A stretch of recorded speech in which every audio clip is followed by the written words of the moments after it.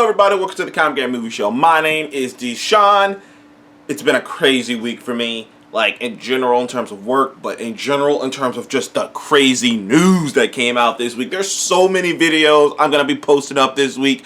I mean, today and tomorrow, you are going to see a lot of videos. I'm just going to tell you that right now. You're going to just see a bunch of videos, like a lot. But anywho, today I'm going to start with,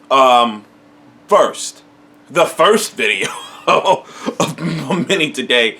I'm going to start with addressing the Warner Brothers controversy. Hollywood versus Warner Brothers. It's what I'm going to it's probably what I'm going to title this video. Because over the weekend, last week, it was announced, and I talked about it on the channel, that Warner Brothers and HBO Max were going to just release all their theatrical movies on HBO Max and the theaters at the same time. You know, no extra cost. Just release all their movies. Dune, Godzilla, Wonder Woman, Suicide Squad, The Matrix, all that stuff. Just release it on HBO Max for in a 30-day window. And everyone was happy about that, except for me. But everyone was happy about that. I was happy because I thought I could just get because one, I didn't know about that they were only going to be on there for 30 days. So I didn't know about that bit.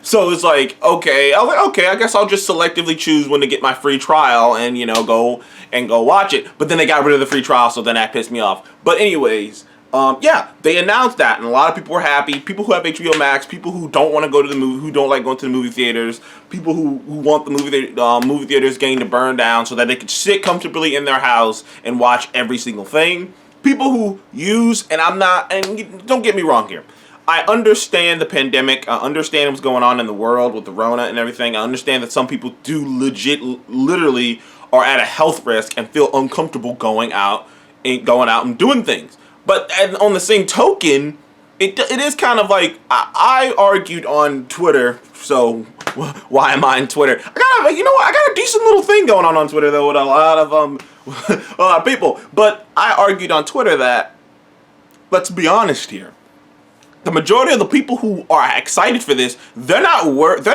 about their health. They're not worried about this virus. They simply want the convenience of not having to get up and go out and watch a movie. They simply want the convenience of not having to go outside.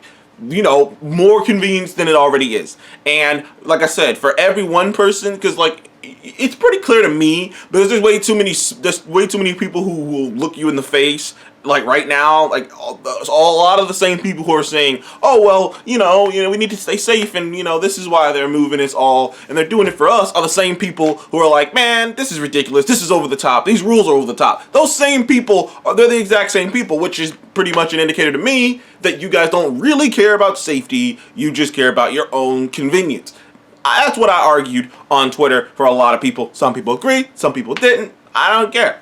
But that was my big argument against this, because why some people were for this. Then it came out over the weekend that Hollywood was pissed because not only did it turn out when HBO Max / Warner Brothers / AT&T, because AT&T, that's something I want people to understand.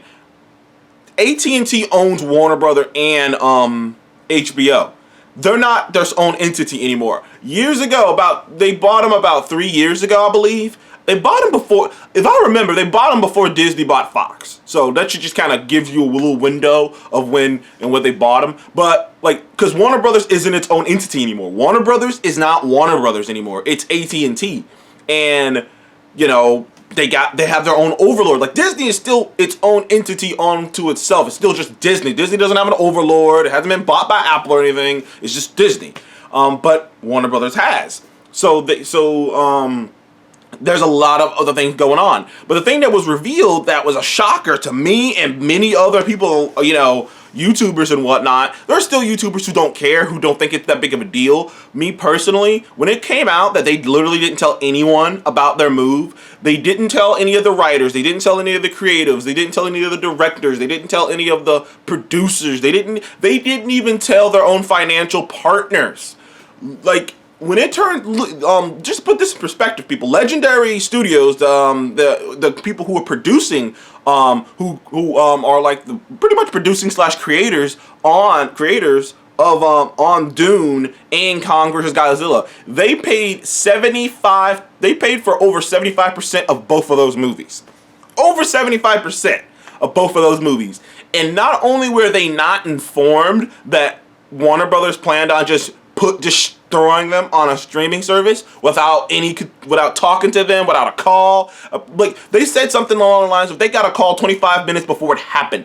That is nuts. In my mind, when I heard that, I was thinking about it all day at work. In my mind, when I heard that, I was thinking to myself, if I paid 75% for anything, if I put 75% money in anything, I want to know about every goddamn thing's going on with this thing. I want to know every step-by-step process. But then, and if you're going to make a move like that without talking to me, that's swinging property. Like, I gotta sue you, or at least gotta punch you in the face. Like, there's no way in hell you can do something like that.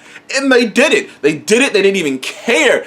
And then it turns out that they pissed off all of their directors. You got people like freaking Christopher Nolan out here just dropping bombs on him. Christopher Nolan said, and I quote, Warner Brothers, there's all these big, directors and producers and movie stars all went to bed last night thinking they were working for a great studio. Turns out and they woke up to realize they're working for the worst streaming service. No, legit, he said that. Christopher Nolan was going ham. And you know what? Maybe it's a good thing that I did say this video, not do this video later, because now I can't never say his name, Dever Danu. I can't never say his name. He's the director on Dune, and he's the guy who directed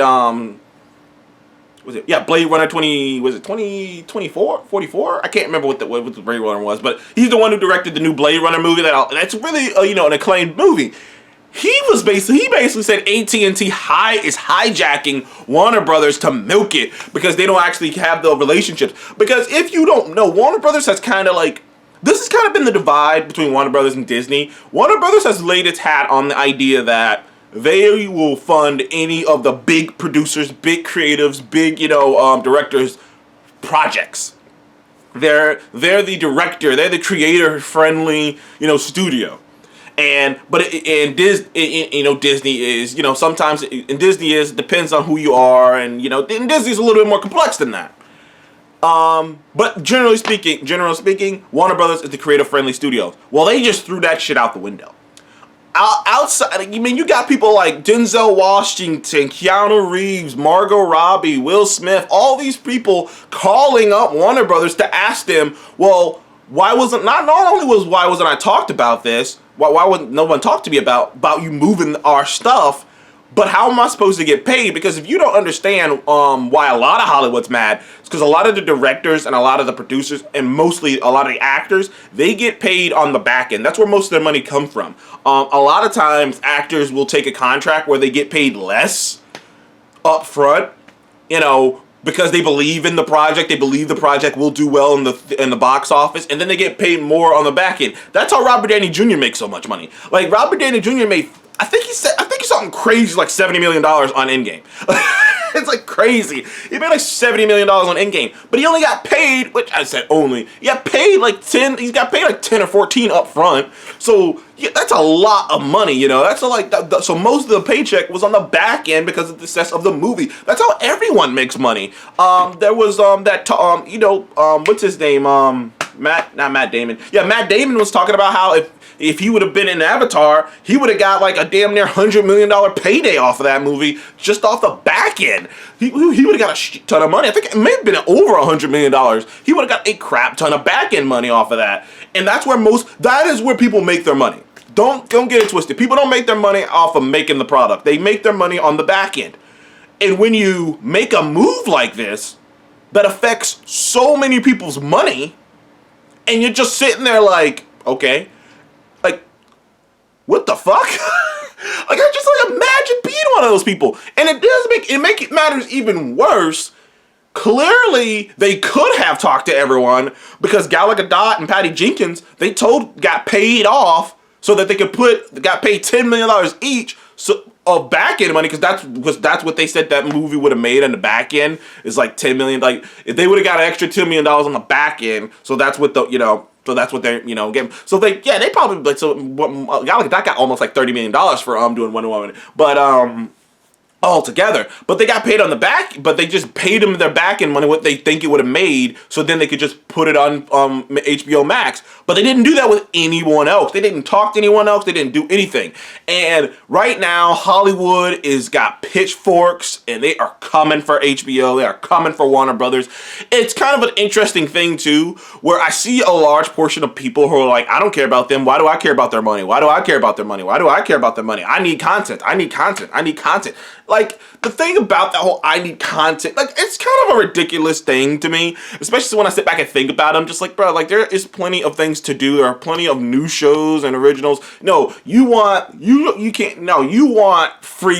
handouts. You want a free meal. That's what you want. That's why I don't even really acknowledge the fan part of it, because the fan part of it is just like, and that's the thing too about it, is that I'm starting to slowly realize about that whole situation, is that HBO / Warner Brothers / At&t, all the fucking slashes, they want to leverage the fans, take advantage of you in this situation to pinch the fuck out of all, to pinch Hollywood for all that it's worth. Because the thing about it is, the big thing about it is, why it's a big deal, they, streaming services do not have to reveal their numbers, which means they can lowball, they can screw with anyone's money and have justification because no one can prove that otherwise. They could come out tomorrow and say that, oh, well, Dune wasn't a very big success on the service.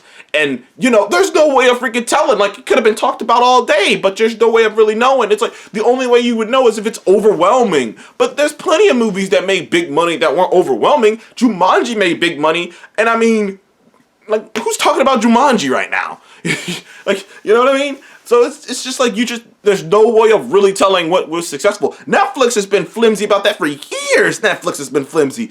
I never believe a single thing Netflix says. If Netflix tells you a show is the best, if Netflix tell you this show is the most popular show of all time, you can bet your ass that it's the 5th most popular show of all time. Like, they got close and they just said, oh, it's the most popular show. Because they do that shit. When Daredevil was about to get canceled, Daredevil season 3, they chopped it up to ratings. They didn't want to come out and say, oh, we're canceling it because we didn't want to mess with our competition. No, they said, oh, well, the ratings are low. When clearly, when you look at all the metrics, Daredevil is one of the most highly viewed shows on their service. So that right there tells you that Netflix is willing to just smudge the rules. I mean, they've already kind of smudged the rules by making it so that if you look at if you look at a show, the first episode of a show, it's something like a minute or 30 seconds.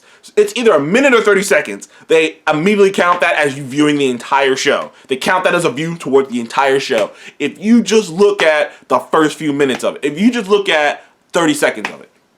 So Netflix is already doing shady shit to make their numbers look, to kind of, do this buck with the numbers. So it's just kind of a weird thing. It's just kind of like, so HBO Max is going to be doing that as well. And like I said, I'm not surprised. It was fucked up when I heard about when I heard about it. Like Legendary, the thing is, Legendary is talking about suing them. A lot of people are. They got a lot of lawsuits coming if they don't work through all this. And I don't think all those directors like James Gunn and could you imagine James Gunn right now? He left Disney, came over to Warner Bros. And as John Campea was talking about on his show, he had all these offers from all these different studios, big money deals, and he chose to go to Warner Brothers, and this is what happens to him.